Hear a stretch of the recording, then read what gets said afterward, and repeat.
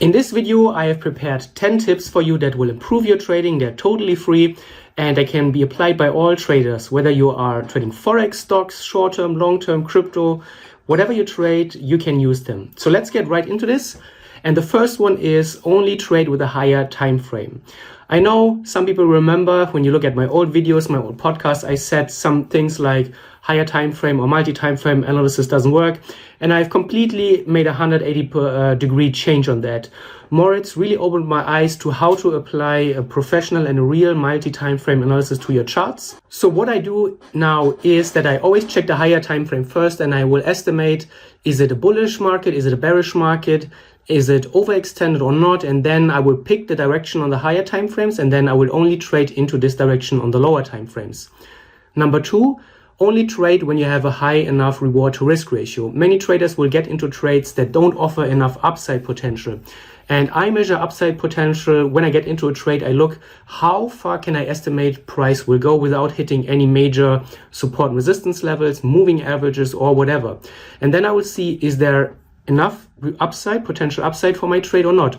And for me, there's a 2-to-1 threshold, so I will never take any trades that have less than 2-to-1. And again, I estimate that based on how quickly is the price running into any major obstacle.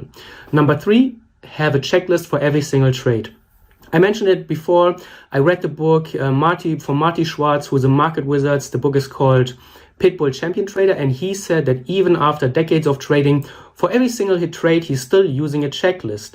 So what you need to do is, for every trade that you want to take, write down the things that need to happen before you get into a trade, and then you can tick them off one by one, and you will see objectively, is there a trade? Do you have everything ticked off or not? This will help improve your trading significantly.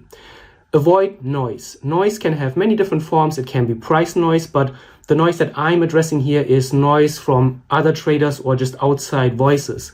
And people or traders who are hanging around in social media or forums or chat rooms during their trading day are often bombarded with hundreds or thousands of different opinions, trade ideas.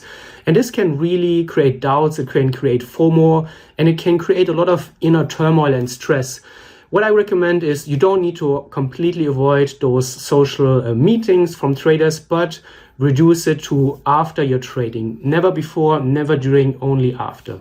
Also pay really close attention to how it makes you feel to interact with other traders. Number 6, a morning self-check. Trading is a high performance activity and you need to be able to perform at your highest level.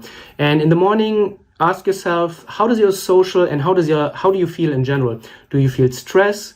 Is there a lot of stress in your work? Maybe you have a fight with your spouse. Maybe you have an argument with your boss. Maybe there's a lot of uncertainty. Maybe you don't feel well. Maybe you're sick. Whatever it may be, if you don't feel 100%, you need to come back the next day. There will always be another trade. There will always be another day. Number 7 or 6, prepare and have a watch list. So what I do every Sunday, I go through all of my Forex pairs, all of the markets that I trade, and I will pre-select the markets that I find interesting, and I will screen out the ones that are not really worth trading. This will help me during my trading week to be more focused, to only trade the charts that I have pre-selected. And it really helps to do this routine over the weekend when the market is closed. Your objective, the market is not moving up and down, your account balance is not moving. So do that on the weekend. Number 8, have a trading journal. H1, for example. But even if you don't have any money to spare, at least record your trades and save a screenshot from every single trade. Without a trading journal, it's nearly impossible to become a profitable trader, because you will never find out the things that don't work. You will never see really the things that do work. You have no way of really improving the things. And most traders are just stumbling from trade to trade without really ever looking back at what they have done. And without a trading journal and without having an effective feedback loop, it's nearly impossible. Accountability partners is number 9. And accountability partners is something that you can use in many different areas, obviously, in your life. For example, many people will know the benefits of having a training partner when you go to the gym. You're way more likely to go to the gym when your best friend is waiting there. And in trading, an accountability partner can help you stay on top of the things that you need to do. As traders, We sit by ourselves, nobody's really looking over our shoulder, and nobody's really forcing us to do the work that we need to do. So very often we get lazy, we procrastinate, or we say, I will do my journaling routine another day, I will do my watch list another day, and there's still time. And an accountability partner doesn't have to be a trader. They don't need to know much about trading, but what you need to do is you need to give them a briefing. So the way you use an accountability partner, at the beginning of the week or at the months, you brief them out what you want to do for the week, for the month. For example, you want to make sure that you always journal your trades at the end of the day or at the end of the week. You want to make sure that you're not breaking your rules in a significant way. And then at the end of the day, at the end of the week, the month, your accountability partner will check back in on you. You show them your trading journal. If you have edge wonk, you can show them the tilt meter right away. You will see directly, have you entered all your trades? Have you had a big losing streak? Have you broken your rules?